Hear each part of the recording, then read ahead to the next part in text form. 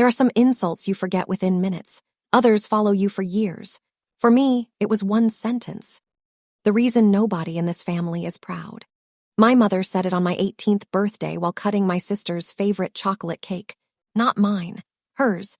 Even though it was supposed to be my birthday, that should have been my first clue that, in my family, everything somehow revolved around Emily.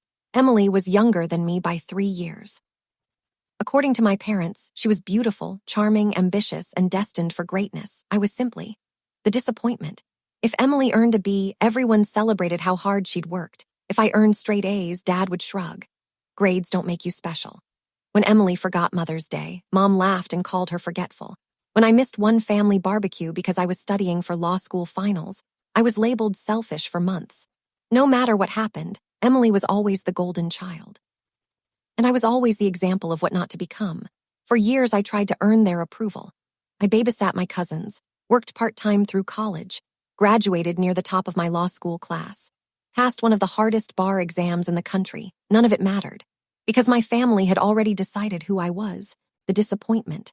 Eventually, I stopped trying, not because I hated them, because I realized they would never see me clearly, so I quietly built a life they knew almost nothing about. I moved to Washington, D.C. I kept my career private. Whenever Mom called, she never asked about my work. She only wanted to know whether I was finally dating someone successful. Dad usually ended the conversation by reminding me that Emily was doing much better. According to social media, Emily's life looked perfect. Luxury vacations, designer handbags, expensive restaurants, engagement photos that looked like magazine covers. When she announced she was marrying Mark Harrison, my parents acted like she had been crowned queen. Every phone call became another update. Mark works in finance. Family is incredibly respected. His father, Mom paused dramatically, is federal Judge Daniel Reynolds. She said it as if she'd personally been elected to the Supreme Court. For weeks, she mentioned Judge Reynolds every chance she got. I smiled politely. I never commented. Then, one Tuesday afternoon, my phone rang. Emily. That alone was unusual. She rarely called unless she needed something. I hope you're planning to come to the engagement dinner, she said. I already RSVP'd. Good. There was a brief silence, then her tone changed. Listen, I need you to do me a favor. What favor? Don't embarrass me, I blinked. I know what I mean. Actually, I didn't, she sighed dramatically. Mark's family is important. So don't start talking about politics or law or anything complicated. I laughed because I honestly thought she was joking. She wasn't. And maybe don't mention where you work. I frowned. Why? She hesitated. It just sounds smaller if people compare careers. Smaller, she didn't even know what my job was because she'd never bothered to ask. See you Saturday, I said before ending the call. Saturday arrived with gray skies and heavy rain. The dinner was held at one of Washington's most exclusive private clubs. Crystal chandeliers hung from impossibly high ceilings. Every table gleamed beneath candlelight. Waiters moved silently between guests carrying silver trays. My parents were already there. Mom barely looked at me. Oh, you actually came. Dad glanced at my navy dress. You could have dressed a little nicer. I looked around. Half the guests were wearing exactly what I was. Emily walked over in a sparkling white cocktail dress. Without even saying hello, she adjusted my necklace. Too simple, she whispered. Then she leaned close enough that only I could hear. Don't ruin tonight. I smiled politely. I wasn't planning to. She looked relieved, as if I had just promised not to commit a crime. Few minutes later, Mark entered with his parents. Everyone immediately stood. Judge Daniel Reynolds carried himself with effortless confidence. The room seemed to quiet as he greeted people one by one. Emily practically glowed. She wanted everyone to see who she was marrying into. Mom nudged me. See, that's real success. I simply nodded. Then Emily clinked her glass. I'd like everyone to meet my family. One by one, she introduced our parents, cousins, and relatives. Finally, she turned toward me, her smile tightened. And this, she laughed softly, is my older sister. A pause, then she added loudly enough for everyone to hear. She's kind of the family disappointment. Room fell silent. Several guests exchanged uncomfortable glances. My parents said nothing. Not one word. I lowered my eyes, refusing to give Emily the satisfaction of seeing me react. Then I heard a chair scrape across the floor. Judge Reynolds slowly stood. He looked directly at me. For a heartbeat, the entire room froze. Then he walked toward me, extended his hand, and said clearly enough for everyone to hear, Your Honor, it's good to see you again. Color drained from Emily's face. Her wine glass slipped from her fingers. It shattered across the marble floor. The sound of shattering glass echoed through the dining room. Every conversation stopped. Emily stood frozen, staring at Judge Reynolds as if she'd just seen a ghost. My mother looked from him to me in complete confusion. Daniel, she stammered. Do you know my daughter? Judge Reynolds never took his eyes off me. Instead, he smiled warmly.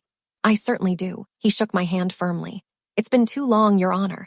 The room fell silent again. I smiled politely. It has. I wasn't expecting to see you here. Neither was I, he admitted with a chuckle. Mark frowned. Dad. What's going on? Judge Reynolds looked at his son before answering. You never mentioned your fiancé's sister was Judge Olivia Carter.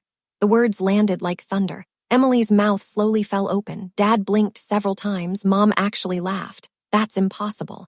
Judge Reynolds looked at her. I'm afraid it isn't. He turned back to me. I had the privilege of serving alongside Judge Carter on several federal judicial committees. Her work is respected throughout the circuit. Nobody moved. Nobody even breathed. Emily looked at me as if she'd never seen me before. You're a judge, I nodded once. Yes. She shook her head. You work in law. I do. You never told us. I looked directly at her. You never asked. That simple sentence hit harder than any insult could have. For years, every phone call had been about Emily. Every holiday had revolved around Emily. Every family dinner became another opportunity to compare me to Emily. Not once, not a single time, had anyone asked what I actually did for a living. Mark slowly turned toward his fiancé. You told me your sister worked in a small office. Emily swallowed. I thought she did. You thought? Mark repeated. She couldn't answer, because there was no answer. She had never cared enough to find out. Judge Reynolds gently placed a hand on Mark's shoulder. Son, assumptions have consequences. Then he faced the rest of the table. Worked with Judge Carter for nearly 5 years. 5 years, 5 years of conferences, judicial panels, legal reform meetings, public service projects, all while my own family continued introducing me as the disappointment. Judge Reynolds continued. Watched her handle some of the most difficult cases with remarkable fairness. He smiled. She's earned enormous respect. I felt every pair of eyes shift toward me, not with love, not with pride, with disbelief, as if they were wondering whether I'd somehow tricked everyone. Mom finally spoke. Why? Why didn't you tell us? I looked at her quietly. I tried. Memories flooded back. The time I called after passing the bar exam. Mom interrupted me halfway through to tell me Emily had gotten a promotion at work. The day I mailed Dad a newspaper clipping about one of my legal achievements. He never acknowledged receiving it. Christmas 3 years earlier. I'd mentioned accepting a position in Washington. Emily interrupted to announce she'd bought a new luxury SUV. Everyone applauded. No one asked me another question. After enough moments like that, you stop talking. Not because you have nothing to say. Because you've learned nobody is listening. Judge Reynolds seemed to understand. He looked at my parents. Success isn't always loud. His words settled heavily over the table. Mark finally broke the silence. Olivia, I looked at him. I'm sorry. You don't owe me an apology, he said quietly. But my family deserves one. I shook my head. They didn't know. They believed what they were told. He slowly turned toward Emily. What exactly did you tell everyone about your sister? Emily's face turned bright red. You said she never accomplished much. No answer. You told us she struggled professionally. Silence. You said your parents worried she'd never succeed. Still nothing. Mark closed his eyes. So every story was a lie. Emily burst into tears. I just wanted everyone to admire me. The confession hung in the air. My father finally stood. Emily, she looked at him desperately. Say something. Instead, he slowly sat back down. For the first time in my life, he had nothing to defend. Judge Reynolds signaled for fresh drinks to be brought to the table. The staff quickly cleaned the broken glass. No one resumed eating. The atmosphere had completely changed. Instead of celebrating an engagement, everyone was quietly reevaluating years of assumptions. Judge Reynolds leaned toward me.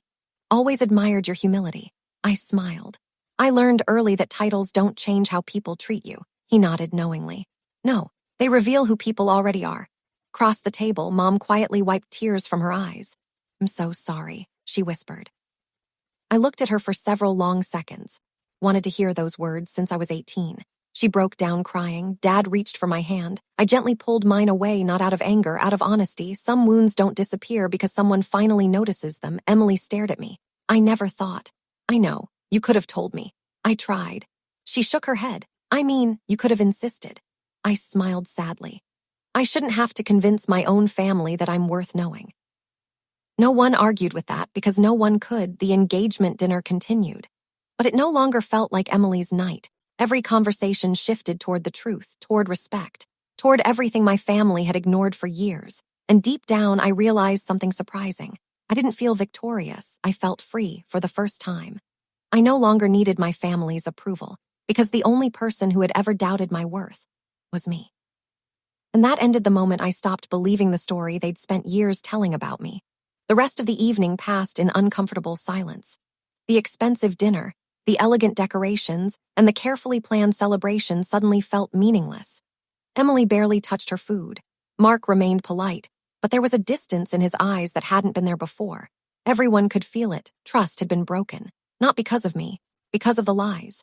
As guests began leaving, Judge Reynolds walked over to me. "I hope you'll join us for coffee sometime next week," he said.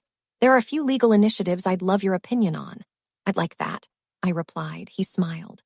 "Olivia, never let anyone make you feel small for choosing humility over recognition." Those words stayed with me long after he left. The next morning, my phone started ringing, Mom, Dad, Emily, again and again. By noon, I had 23 missed calls. I finally answered my mother's call. She was crying before I could even say hello. "We're so sorry. You have no idea how ashamed we are." I listened quietly. "We never meant to hurt you." I closed my eyes. "You may not have meant to." "You did." There was silence. Then she whispered, "Can we fix this?" "I don't know," because I honestly didn't. Some relationships survive years of neglect. Others don't. 3 days later, Emily came to my apartment. She looked nothing like the confident woman from the engagement dinner. Her makeup couldn't hide the exhaustion on her face. "I need to talk." I invited her inside. For several minutes, neither of us spoke. Finally, she broke the silence. "Mark postponed the wedding." I wasn't surprised. "He said he needs time." She stared at the floor. "He told me he doesn't know who I really am anymore." Tears rolled down her cheeks. "I ruined everything." I handed her a tissue. "You didn't ruin everything in one night. It happened over years." She nodded slowly. "I kept putting you down because..." She struggled to finish the sentence. "Because I was afraid." "Afraid of what?" She looked at me. "That one day everyone would realize you were better than me." I was stunned. "Never competed with you." "I know. That's what makes it worse." For the first time in our lives, we had an honest conversation. She admitted our parents had praised her constantly while criticizing me. Eventually, she started believing she had to stay on top if I succeeded. She felt threatened, instead of celebrating me. She erased me. A week later, my parents invited me to dinner. I almost declined, but something told me I needed closure. This dinner felt completely different. No expensive restaurant, no audience, just the four of us. Dad stood as I walked in. "I'm proud of you." Those 4 words. I'd waited almost 20 years to hear them, but instead of happiness, I felt sadness because the little girl who had desperately wanted those words no longer existed. "I appreciate that," I said gently. "But I needed to hear it long before now." Dad lowered his head. "I know." Mom slid a small box across the table. Inside were dozens of old newspaper clippings, awards, articles, photos from law school. Every achievement I'd ever mailed home, she had kept every single one. "I couldn't throw them away," she whispered. "Just never knew how to admit I was wrong." I looked through the papers quietly, then I closed the box. "I forgive you." Both of them burst into tears. "But forgiveness isn't the same as forgetting." "I need time." They nodded, for once. They didn't argue. Months passed. Emily continued seeing a therapist. She volunteered at a legal aid clinic after admitting she'd spent years judging people by status instead of character. Slowly, she became someone I could respect. Mark eventually reached out, not to ask about Emily, to thank me. Never seen anyone handle humiliation with so much grace. I smiled. Had years of practice. He laughed softly. "So has Emily. We're working through things. I hope you both find happiness." And I meant it. 6 months later, Judge Reynolds invited me to speak at a national judicial conference. After my presentation, hundreds of people stood and applauded. As I stepped off the stage, I noticed 3 familiar faces in the audience. Mom, Dad, Emily. They weren't sitting in the front. They weren't trying to draw attention. They had quietly bought tickets themselves. When I reached them, Dad smiled proudly. "We didn't come because you're a judge." He paused. "We came because you're our daughter. This time." I believed him. People often ask me whether becoming successful was the best revenge. It wasn't. The best revenge was refusing to let bitterness define my future. It was building a life that didn't depend on anyone else's approval. It was learning that family isn't measured by blood. It's measured by respect. My sister once introduced me as the family disappointment today. She introduces me differently. This is my sister, Olivia, the strongest woman I know. And that's more than enough. The Enzi.